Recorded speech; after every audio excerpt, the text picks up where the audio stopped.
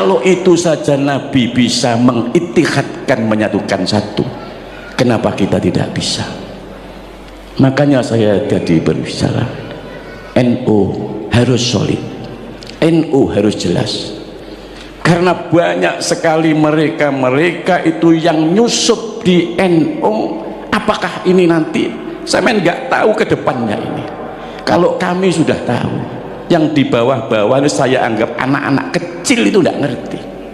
Ada yang mereka ini ke depannya ini sangat membahayakan, sangat membahayakan, tapi mereka tidak peka.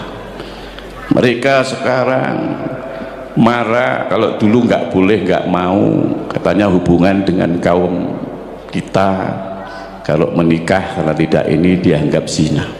Mereka sekarang mulai bersembunyi, besanan dengan para kiai-kiai yang memiliki pondok-pondok pesantren besar.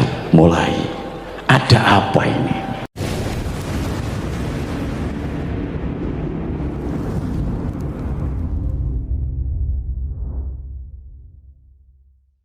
Al-Fadhil Khadiratul Muhtaramin, para alim, para ulama, para ustadz-ustadzah, nahdiyin nahdiyat yang dimuliakan Allah Subhanahu wa taala. Wabil khusus yang kami hormati segenap jajaran pengurus Masjid Al-Ihsan, yang kami hormati dan kami cintai segenap pengurus jajaran Gerakan Pemuda Ansor PW Bali dan para ketua-ketua PJ Ansor seluruh Bali yang kami cintai, yang kami muliakan Ketua Tanfidiyah NU Provinsi Bali Haji Abdul Aziz, Ketua PWNU PJ Denpasar Haji Suryadi, dan tak lupa pula Muslimat, Ketua Muslimat Ibu Haji Suryadi, dan juga Muslimat NU itu Bumbu Hajah Mas Nuning, dan juga seluruh hadirin hadirat yang dimuliakan Allah Subhanahu wa taala. Wabil khusus Sohibul Hajat, ketuanya Haji Tommy Kurniawan yang kami cintai, seluruh hadirin yang dengan Allah Subhanahu wa taala. Pertama, kita memuji syukur kepada Allah Subhanahu wa taala pada malam hari ini kita bisa berkumpul dalam rangka ikhtifal bil Maulidis Syarif, Maulid baginda Nabi Muhammad SAW yang diadakan oleh Gerakan Pemuda Ansor pada malam hari ini. Mudah-mudahan membawa berkah syafaat kita semuanya besok di hari kiamat. Saya ini kalau melihat Ansor itu adalah sebuah organisasi. Kalau zaman saya masih kecil dulu, ya usia-usia tahun 70-an, 71 itu sudah ada NU menjadi ikut pemilu sebagai partai, dan Ansor itu sebagai underbo daripada NU. Satu-satunya organisasi yang disebut di dalam Al-Quran itu hanya Ansor. Induknya NU, Muhammadiyah, Persis, yang lain-lain itu yang ngaku-ngaku dekat sama Nabi itu tidak disebut di dalam Al-Quran. Ansor itu disebut di Al-Quran, disebut di dalam surat Ali Imran 52 dan surat As-Saff ayat 14.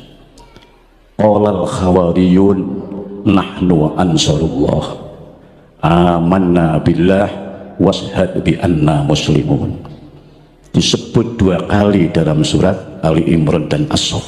Coba sampean cari, NU nggak disebut, Muhammadiyah nggak disebut di Al-Quran, tapi Ansor disebut oleh Allah dalam Al-Quran. Allah berkata, siapa al-khawariyun? Pengikut-pengikutnya Nabi Isa mengatakan nahnu ansarullah, nahnu hadapan kami iku ansarullah, penolong daripada agama Allah. Amanna, beriman kami Allah kepada Allah. Amanna billah, beriman kami billahi kepada Allah. Washad, penjenengan nakseni Gusti, bi anna, dengan sesungguhnya kami iku muslimun adalah orang-orang Islam, orang-orang yang patuh, orang-orang yang tunduk kepada Allah Subhanahu wa ta'ala. Itu bukti Ansor ada di dalam Al-Quran. Allahumma sholli ala Muhammad. Dulu ya, mulai tahun 2000 di Bali itu, kalau mau ada yang namanya ihtifal maulid, saya itu sibuk sekali golek-golek dalil sing kena diki maulid untuk menghadapi kaum Wahabi yang mereka tidak suka dengan maulid. Rupa-rupanya akhir-akhir ini mulai sepi, mereka tidak mengolok-olok mau maulid. Ya karena memang mereka nggak punya dalil yang ada. Kita mau banyak dalil, tadi sudah sebut sama koriknya, qul bifadlillahi wa birahmatihi fabidzalika falyafrahu huwa khairum mimma yajma'un. Qul, katakan Muhammad, bifadlillahi, dengan keutamaan Allah, wa birahmatihi, dan dengan rahmat Allah, fabidzalika, maka dengan demikian adanya fadl dan adanya rahmat, dikatakan oleh Allah, falyafrahu, mongko becik bunga-bunga sapa sira, maka bergembiralah kamu sekalian, senang-senanglah dengan fadl dan rahmatnya Allah. Ini dalilnya maulid, dalil maulid, huwa khairum mimma yasma'un, itu semua lebih baik dibanding daripada apa-apa yang kalian kumpulkan. Sehingga supaya kita tahu dalil sahih maulid itu yang mana. Nabi katanya enggak pernah, Nabi pernah. Justru yang mengadakan maulid pertama itu adalah Nabi. Tapi model ikhtifalnya Nabi itu dengan cara berpuasa di hari Senin. Itu dalilnya. Ya Rasulullah, kok sampean ini puasa di hari Senin? Iya, karena yaumul isnin yauma wulidtu, hari Senin itu hari di mana aku dilahirkan. Itu loh buktinya Nabi mengadakan acara maulid dengan berpuasa. Allahumma sholli ala Muhammad. Sehingga ini semua yang menjadikan kita ini ikhtifal bilaudin Nabi adalah merupakan sebuah ungkapan gembira. Lu jenenge wong seneng, ada yang jingkrak-jingkrak, ada yang macam-macam, namanya orang seneng. Wong seneng kok dadak niru Nabi, ya kita ya seneng. Wong kami juga setiap Senin juga puasa. Istri saya itu ya kalau puasa juga, kami itu sekeluarga kalau hari Senin puasa, Kamis puasa. Karena apa? Ya tadi itu, karena Nabi mengatakan hari Senin itu adalah hari aku dilahirkan. Kalau hari Kamis itu adalah di mana hari buku amalan catatan kalian dipelaporkan oleh malaikat juru catat Raqib dan Yatid kepada Allah Subhanahu wa ta'ala. Saat kamu itu dilaporkan buku amalan catatanmu, kamu dalam keadaan puasa. Jangan sampai kamu itu dicatat catatanmu itu dilaporkan Allah, kamu dalam keadaan mampir di jalan Danau Tempe. Ya ruwet. Dalam keadaan puasa kamu itu dilaporkan. Allahumma sholli ala Muhammad. Tapi hal yang memprihatinkan saya ini sebenarnya ini tadi mau berangkat mau enggak, karena ada kabar katanya ceramah saya itu dicekal. Lewong toha ceramah kok dicekal itu. Karena apa? Ya karena saya menyangkut keprihatinan ini harus disampaikan. Umat Islam ini harus diedukasi, dididik dengan benar. Eksistensi Islam ini, Al-Quran disampaikan dengan benar, hadis disampaikan benar, dengan sesuai dengan kitab yang ada. Katanya kita ini mau meniru mentaulah di Nabi Muhammad SAW. Sampaikan apa yang ada di Al-Quran, sampaikan apa ada yang di hadis, sampaikan makalah-makalah ulama yang menerangkan Quran dan hadis, bukan menyampaikan tentang hal-hal yang berhubungan dengan nenek moyang kalian yang berbau halusinasi dan khurafat itu. Allahumma sholli ala Muhammad. Kalau yang disampaikan itu umat jadi bodoh, kalian direndahkan tapi tidak merasa. Kalian itu mutakhallijin, alumni pondok pesantren, yang minimal anda itu ya sabrawi ya khatam, naik ya iqlal khatam, naik kemudian ya awamil khatam, Imriti khatam, Alfiyah khatam, semua ilmu yang ada pada Imam Sibawayh ya kok pelajari. Mestinya Anda ingat dengan guru-guru kalian dan kiai kalian. Kok bisa Anda berubah, berbalik Anda menjadi penggemarnya plat G? Kan ya aneh. Allahumma sholli ala Muhammad. Ini yang membuat saya itu prihatin. Keprihatinan ini, saya sebut plat G, sebut letter lek, engkau dicekal katanya. Kami ini tidak menebarkan kebencian, tidak. Kami itu harus mengedukasi umat. Ingat ya, NU dan Ansor ini adalah khadimul ummah. Apa Pak? Khadimul ummah, pelayan umat. Lah kalau pelayan umat, layanono umat ini sesuai kepentingannya umat. Umat gak butuh kok apa-apa. Seandainya kalau dulu jangan disampaikan Imam Malik, Imam Syekh Abdul Hasan Ali bin Abdillah bin Abdul Jabbar Asyhadili, nek ngaji semua ini pulang itu disangoni semua. Lagi lamun toha sugih tak sangoni sampean. Lah karena saya gak sugih gak bisa saya nyangoni sampean. Kalau dulu Imam Malik, Imam Abdul Hasan Ali bin Abdul Jabbar Asyhadili, semua royahnya nek ngaji disangoni pulangnya karena kaya. Paham ya? Allahumma sholli ala Muhammad. Hadirin yang dimuliakan Allah Subhanahu wa taala, saya sepakat dengan Ketua Tanfid tadi sebagai khadimul ummah. NU ini karena ya harus melayani umat sebagai khadimul ummah. Dan satu-satunya organisasi, saya sampaikan lagi, yang betul-betul mengawal kedaulatan bangsa dan negara itu hanya NU. Dan NU yang diandalkan adalah underbone-nya, yaitu Ansor. Allahumma sholli ala Muhammad. Sampai yang saya cerita, makanya saya kalau ada Ansor, saya teringat peristiwa di daerah saya di Banyuwangi, bagaimana Ansor ditipu, dibantai di daerah Juring, di Semedok itu.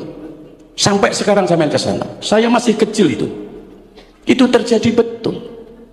Bapak saya ini berapa kali oleh partai terlarang itu, kalau saya sampaikan ruwet lagi siapa pemimpinnya. Ini jadi ini yang membuat kami prihatin. Jangan dikira sekarang ini kita ini ya tetap harus solid. Saya pesan NU ini harus menjaga soliditas dan loyalitas, solid dalam ittihad kebersatuan, loyalitas terhadap NU. Namanya saja Nahdlatul Ulama, bangkitnya para ahli ilmu. Makanya dalam mukadimah saya tadi mengatakan Allah itu memerintahkan kita untuk nahdoh, bangkit dalam arti melawan kedurjanaan. Makanya baginda Nabi diutus ini yukhrijuhum minad dzulumati ilan nur, untuk mengeluarkan umat ini dari kegelapan keterangan.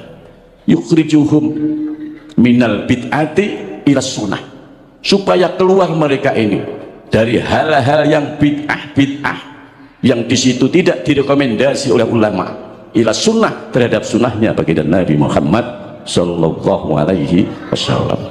Allahumma sholli ala Muhammad. Lalu saya kalau Ansor itu mengingatkan bagaimana baginda Nabi mencontohkan hubungan antara kaum muhajirin, kaum pendatang, dengan kaum Ansor. Dalam piagam Madinah, baginda Nabi menyatakan al muhajirina min Quraisy wal ansori min Yathrib wan nasara wal yahud innahum kanu ummatan wahidah. Al muhajirina, orang-orang yang pindah, kaum pendatang, min Quraisy, dari Quraisy, wal ansori, dalam kaum Ansor itu min Yathrib, dari Yathrib Madinah, dulu namanya Yathrib Pak, sekarang Madinah, wan nasara, dan kaum Nasrani, wal yahud, dan kaum Yahudi, innahum, sesungguhnya mereka, kanu ono sapa kabeh iku mau iku umatan, umat wahidah, yang satu. Allahumma sholli ala Muhammad. Kalau itu saja Nabi bisa mengittihadkan, menyatukan satu, kenapa kita tidak bisa? Makanya saya tadi berbicara NU harus solid, NU harus jelas. Karena banyak sekali mereka itu yang nyusup di NU. Apakah ini nanti saya nggak tahu ke depannya ini. Kalau kami sudah tahu, yang di bawah-bawah saya anggap anak-anak kecil itu nggak ngerti. Ada yang mereka ini ke depannya ini sangat membahayakan, sangat membahayakan. Tapi mereka tidak peka. Mereka sekarang marah kalau dulu nggak boleh, nggak mau, katanya hubungan dengan kaum kita kalau menikah karena tidak ini dianggap zina. Mereka sekarang mulai bersembunyi besanan dengan para kiai-kiai yang memiliki pondok-pondok pesantren besar. Mulai ada apa ini? Kalian tidak tahu. Ada, saya bersahabat banyak dengan kalangan plat G itu, saya banyak bersahabat. Di depan G itu baik, tapi di belakang saya ada. Murid-murid saya itu banyak, ribuan bahkan ratusan.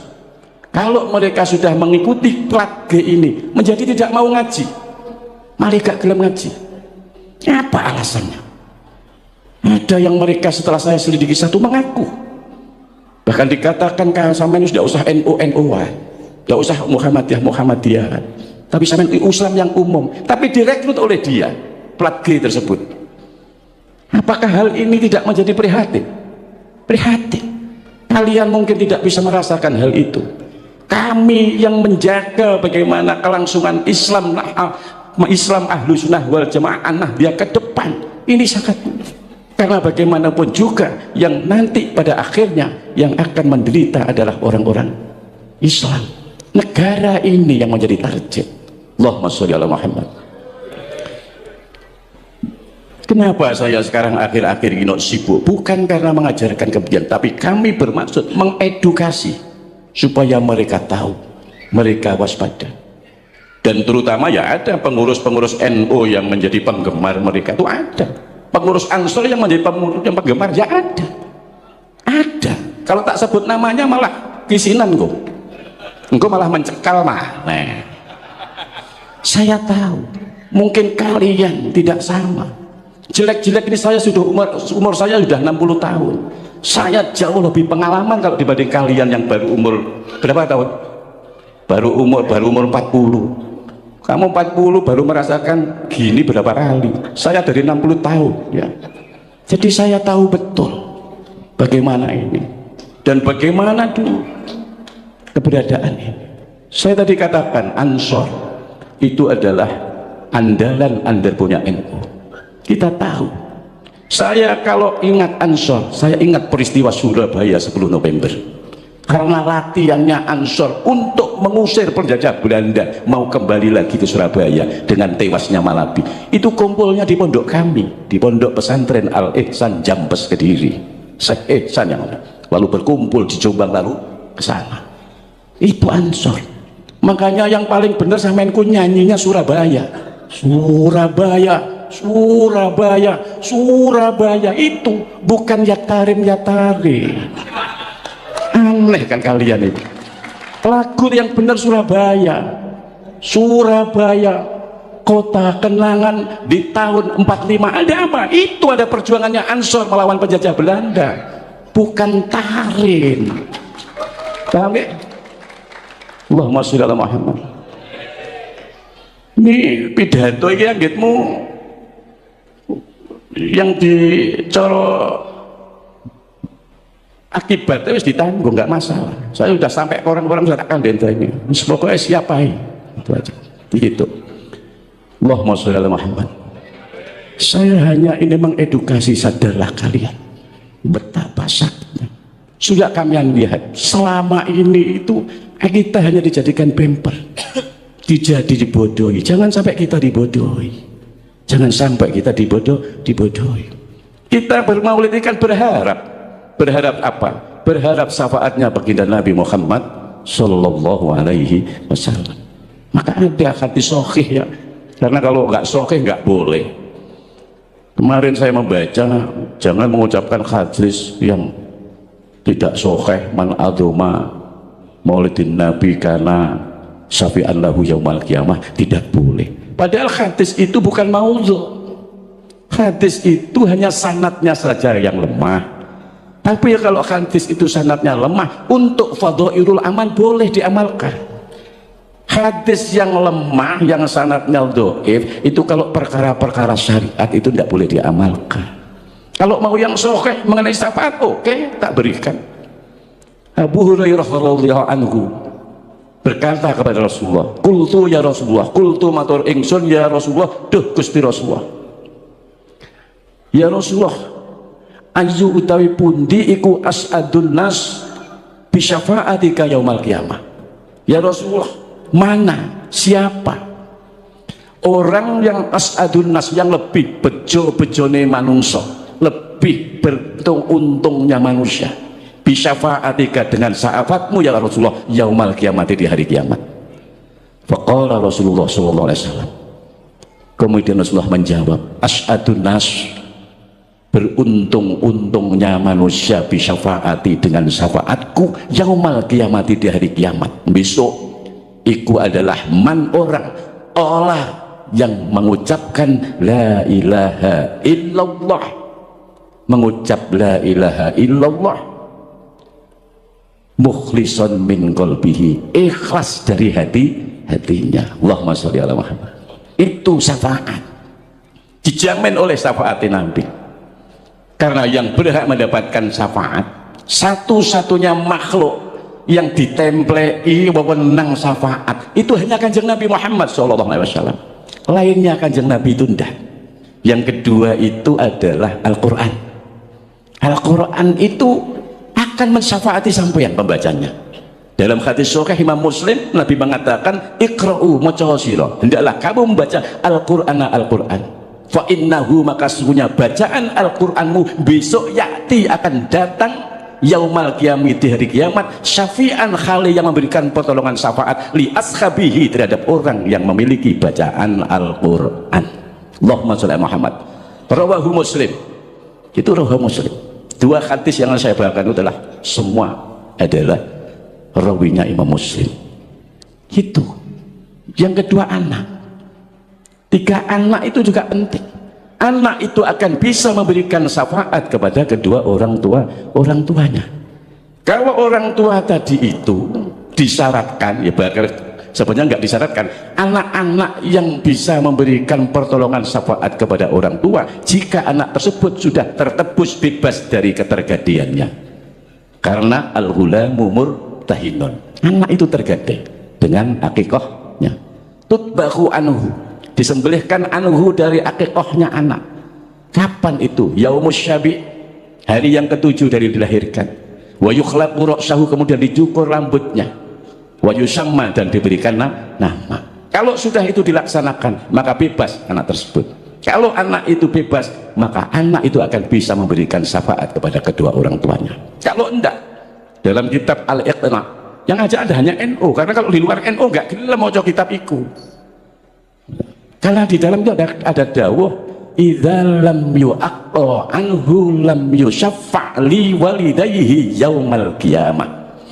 Idza lam yu'aqqa, ketika anak itu belum diakikoi, belum ditebus, maka anak tersebut lam yusyaffa, tidak akan bisa memberikan pertolongan, tidak akan bisa memberikan syafaat li walidayhi, kepada kedua orang tuanya, yaumal qiyamati, di hari kiamat. Allahumma sholli ala Muhammad. Itu artinya seperti ini. Tiga syafaat itu yang penting. Hadirin yang dimuliakan Allah Subhanahu wa ta'ala. Jadi hal-hal yang setidak-tidaknya kita ini mengadakan maulid seperti ini, yang hendaknya kita dengarkan, yang hendaknya kita asumsikan, hendaknya sebagai kontribusi buat kita, itu langkah-langkah Nabi yang paling penting. Langkah-langkah Nabi, bagaimana kesabarannya menghadapi situasi. Nabi tidak pernah mengatakan mencaci atau memaki. Luar biasa Nabi itu.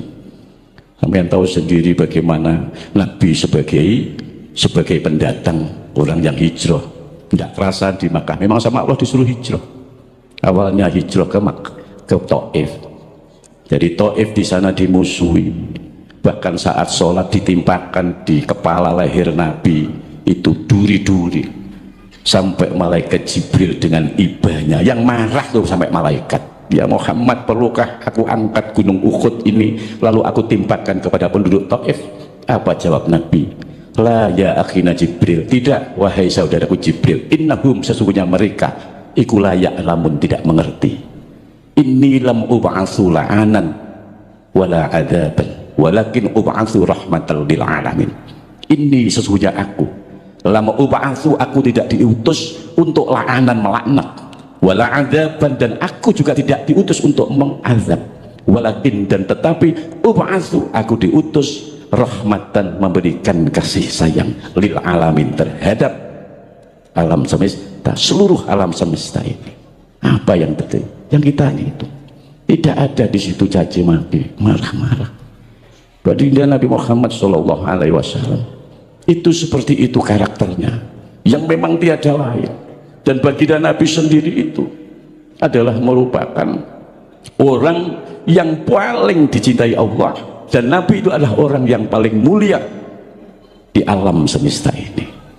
Hadirin yang dimuliakan Allah Subhanahu wa Ta'ala, pernah baginda Nabi itu mengajarkan kepada kita, generasi-generasi yang paling penting, didiklah anakmu dengan 3 perkara.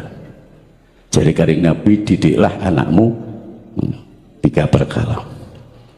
Apa itu 3 perkara? Yang pertama, didiklah anakmu dengan hubbi nabiyikum, cinta kepada nabi kamu sekalian.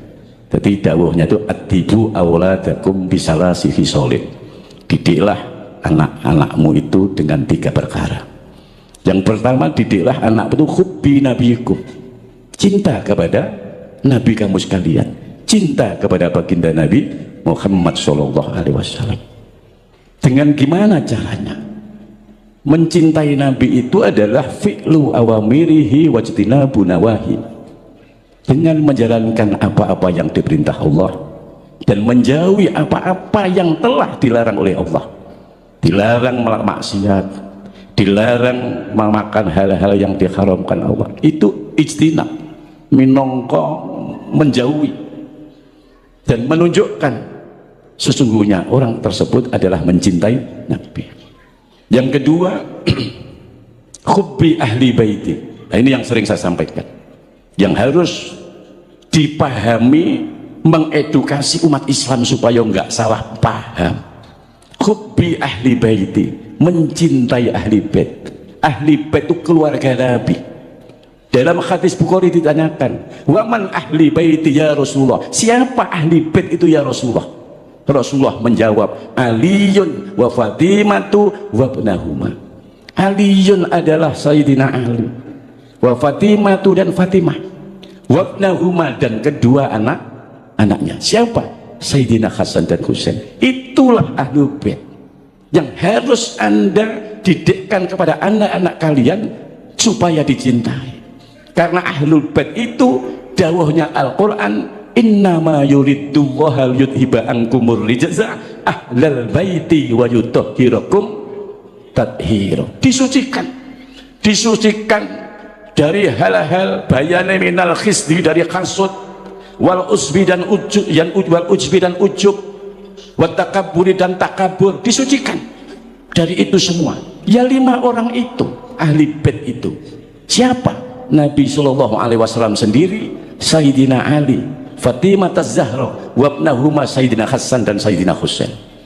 Bagaimana kalau sampai bertanya lalu, bagaimana itu? Seperti Sayyid Ali bin Zainal Abidin, seperti Sayyid Ja'far Shadiq, Sayyid Al-Baqir, Sayyid Ahmad bin Isa, itu semua adalah dzurriyyah Nabi, keturunan Nabi, bukan ahlul bait yang seperti Nabi dan 5 orang itu yang disucikan dari takabur, dari sifat-sifat yang tercela itu.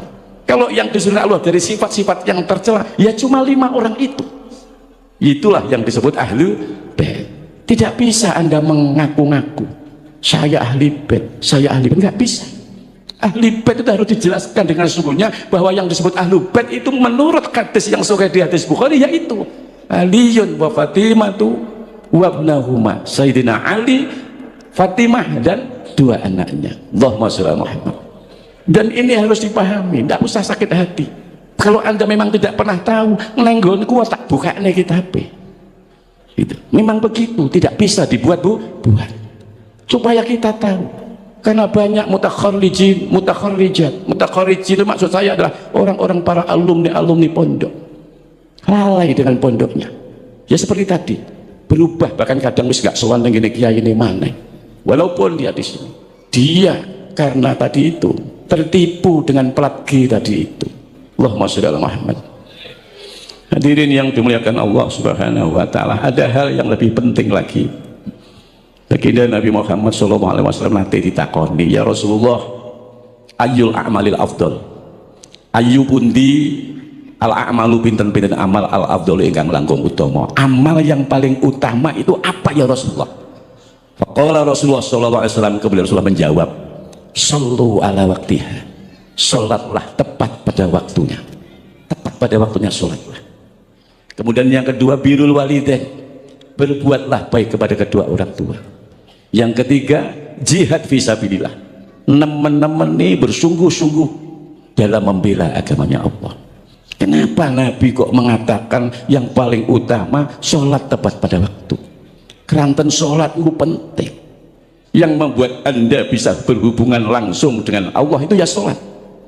Nabi mengatakan as-sholatu mardhatu rabbi, sholat itu yang diridhoi Allah. Wa qabulul a'mali, dan sholat itu yang menjadikan diterimanya amal-amal sampeyan. Wa wajibati da'wati, dan sholat yang menjadikan ditetapnya donga-donga sampeyan. Nah yang penting lagi, as-sholatu barokatun fil mali wal kasbi, sholat itu yang bisa menjadikan barokahnya amal, harta, dan hasil usaha, hasil kerja. Ini yang mau saya jelaskan. Banyak orang-orang mengalami kesulitan ekonomi, banyak orang-orang mengalami kebangkrutan, banyak orang mengalami kekurangan dalam hidupnya, tapi tidak tahu konsep dan rahasianya. Pertanyaannya, bagaimana sholatmu? Karena orang itu kalau tahawun itu ngendeng nih karena sholatnya, maka akan berdampak yadurru, akan membawa kemelaratan ilaihi, kepada orang tersebut. Apanya yang melarat? Fi malihi, dalam hal hartanya.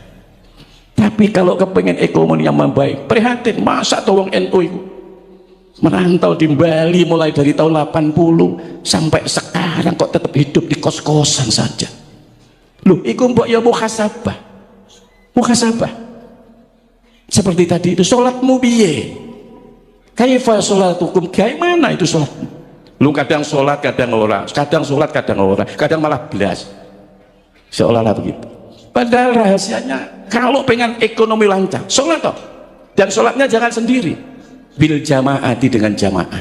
Kalau nggak bisa sholat di al-ihsan, nggak bisa sholat di musola, musola dekat sampean, walaupun di rumah, jangan sholat sendiri, tapi jadikanlah istrimu sebagai makmum, anakmu sebagai makmum, Anda sendiri sebagai imamnya. Kalau itu yang Anda lakukan, tak jamin Anda tidak akan dikejar kepikiran, kemelaratan, dan kebangkrutan. Tidak akan. Karena orang itu kalau sholatnya sudah sip, sholat itu sudah jelas, tanha anil fahsya wal munkar. Nggih. Akeh wong-wong sing wis sugih bolo-bolo saya itu akhirnya bangkrut. Karena apa? Sholatnya tidak mencegah dari perbuatan keji dan mungkar, sehingga oleh Allah dibalik menjadi kebangkrutan. Banyak sekali. Sampai tak dudui jenenge malah kok. Allahumma sholli ala Muhammad. Makanya yang paling penting sholat. Sholat tepat pada waktunya itu yang penting. Karena sholat itu sendiri yang menjadi sirat lampu fi kubrihi, di dalam kuburnya. Besok niku nek mati Pak teng alam kubur niku gelap, teng kubur niku gelap sekali, gelap sekali. Tapi sholatmu itu yang akan menjadikan terang di kubur. Betul. Kemudian sholat itu juga yang akan bisa membuat timbangan sampeyan di besok ditimbang itu jadi pemberat. Itu sholat. Ulah hadirin yang dimuliakan Allah, janganlah meremehkan sholat. karena waman lam yukhaffid alaiha, barang siapa orang yang tidak menjaga sholatnya, kata Nabi, lam takun lahu, tidak ada baginya napa nurun, cahaya, wa burhanan, dan juga tidak akan mendapatkan petunjuk, wa najatan, dan tidak akan selamat yaumal kiamat, di hari kiamat. Tapi kalau orang selalu menjaga sholatnya, maka orang tersebut akan mendapatkan nur, cahaya, wa burhanan, dan akan mendapatkan petunjuk, wanajatan, dan akan selamat yaumal kiamat, di hari kiamat. Allahumma sholli ala Muhammad. Bisa dilanjut sebentar ya. Kemudian yang kedua, birrul walidain, berbuat baik kepada kedua orang tua. Tentu yang sepuh itu penting, Pak. Yang sepuh, walaupun orang tua kita sudah meninggal dunia, tetaplah Anda ini minimal mendoakan. Dengan doa apa? Ya Rabbir khamhuma kama rabbayani shaghira. Kalau paling sing diharap-harap teko anak niku sampean telingali to. Idza matabnu adam in qata'a amaluhu. Nek anak Adam niku meninggal, putus amalnya, illa min salasin, kecuali 3 perkara. Sedaqatin jariyatin, sedekah jariyah. 1 meter keramik kok sedekah nih akan jalan sampai kiamat, aliran pahalanya. Kemudian au ilmin yuntafa'u bih, ilmu yang bermanfaat, terutama ilmu ngaji. Kemudian yang ketiga itu adalah waladin sholihin yada'ulah, anak yang soleh yang mau mendoakan kedua orang tuanya. Itu sing dintenteni. Allahumma sholli ala Muhammad. Hadirin yang dimuliakan Allah Subhanahu wa taala, tadi itu zikirnya dengan bismillahirrahmanirrahim. Sampeyan harus tahu juga. Sampeyan kalau kepengen tahu itu sing paling dekat itu kitabnya itu Tanqiqul Qaul. Sing faslunnya, fasalnya berkaitan dengan bismillah. Tapi sampeyan kalau ceritakan, Allah itu menurunkan kitab dan suhufnya itu beratus-ratus sampai 114, ada yang mengatakan 141. Kemudian Allah ringkas 100 menjadi 4 kitab, yaitu Taurat, Zabur, Injil, dan Al-Quran. Dari 4 kitab itu Allah ringkas menjadi 1 Al-Quran. Dari Al-Quran itu Allah ringkas menjadi 1, yaitu suratul Fatihah. Surat Fatihah teringkas semuanya ini di dalam kalimah Bismillahirrahmanirrahim. Itu keterangan di dalam kitab Manahijul Imdad, sarahnya kitab Irsadul Ibad. Bismillahirrahmanirrahim, pusatnya adalah di titiknya huruf ba. Disitulah pusatnya kita semua dari Allah dan akan kembali kepada Allah Subhanahu wa ta'ala. Mudah-mudahan apa yang saya sampaikan ini bermanfaat. Saya tetap berharap Ansor ini supaya solid, supaya loyalitasnya tinggi, terutama kepada NU. NU ini harus dijaga, layanilah umat. Caranya gimana? Saya tadi pesan ke Mas ini terakhir ya, Mas Ansor ini kalau kepingin sering-sering gaya kegiatan minimal 13 kali ngaji kayak gini ini, ngaji kayak gini ini, ngaji apalah judulnya, gaya rejan-rejan loh bahasanya wong Jawa, sering-sering anaknya rejan-rejan itu rame-rame ya, ikhtifal ini, ikhtifal itu kan rejan. Yang namanya ikhtifal niku Pak enten makalah dawaken seperti ini, al ikhtifalu bil maulidis syarif la yahtaju bil hadis sahih bal yahtaju bi qalbin sahih. Ikhtifal perayaan ngaji tidak membutuhkan hadis yang sahih, nggak butuh, tapi membutuhkan hati yang sahih, hati yang ikhlas, hati yang sahih. Itu yang penting. Saya itu sering ngajarkan ngaji-ngaji, sebenarnya apa tujuan saya itu supaya saya kok terkenal ndak? Saya itu dari kecil sudah terkenal. Sampean mlaku-mlaku wis teng Banyuwangi, piye to toha kayak anak Mbah Yainan, orang akan mesti kenal. Wah, arek iku cilike bajingan niku. Terkenal saya dari kecil itu. Dari mulai tahun 68 wis terkenal. Sampai saya mahasiswa udah terkenal saya itu. Jadi gak perlu saya diterkenalkan, gak perlu. Karena saya ditahu di Hikam itu mengatakan la tuhibba an tu'rafa wala tuhibba an la yu'rafa innaka mimman yuhibbu an la yu'rafa. Itu tak cekeli, aku gak pengen terkenal, sehingga gak kenalkan sampai yang itu. Tujuan saya istighosah apa ini? Supaya apa? Supaya NU ini ajarannya tetap lestari, supaya NU ini tidak dirongrong oleh kelompok-kelompok yang lain. Itu tujuan saya.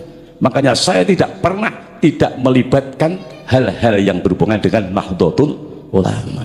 Makanya saya ini wis kalau terai PW ini barang orang patek kira ini pengajian kadang ketuanya diundang muslimat barang ya ora teko ya ora apa-apa aku wis sing teko ngono ae.